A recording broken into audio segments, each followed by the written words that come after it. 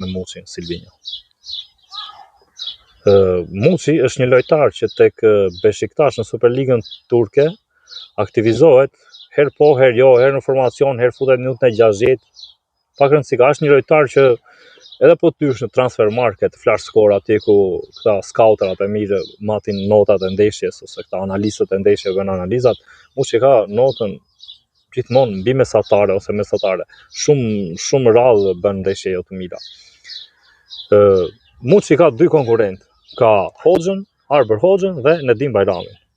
Arber Hoxha luan në një kampionat shumë të dobët saj turk, në Superligën kroate me Dinamo Zagreb, ku shikojmë kohët e fundit që nuk aktivizohet shumë. Për sa i përket Bajramit luan në Skoci, jo një kampionat kush e di se çfarë, por luan me Glasgow Rangers, kohët e fundit e ka humbur fare minutazhin. Jo sepse Muçi është progredecar, por unë do doja që në këtë ndeshje një midis Muçit dhe Arber Hoxhës të ishte formacion. Madje Arber Hoxha ditën e djeshme në media ka deklaruar që unë i fal 3 pikët me Letonin vetëm për të fituar me Serbinë. Imagjinoje sa i motivuar është ai djalë për këtë ndeshje. Mund të jetë i motivuar 120%, duke ditur që Hoxha të paktën përballon 65 minuta. Edhe Muçi përballon 65 minuta. Në qoftë se ne më vonë kemi avantazhin e rezultatit, mund ta aktivizosh Bajramin, Hasanin ose dikë tjetër, nuk e di.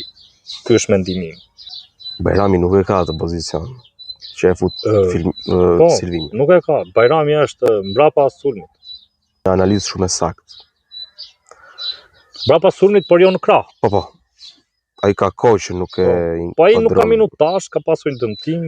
Nuk e vjen në pozicion natyral më valla. Se sforcon kaq shumë sepse është super lojtar.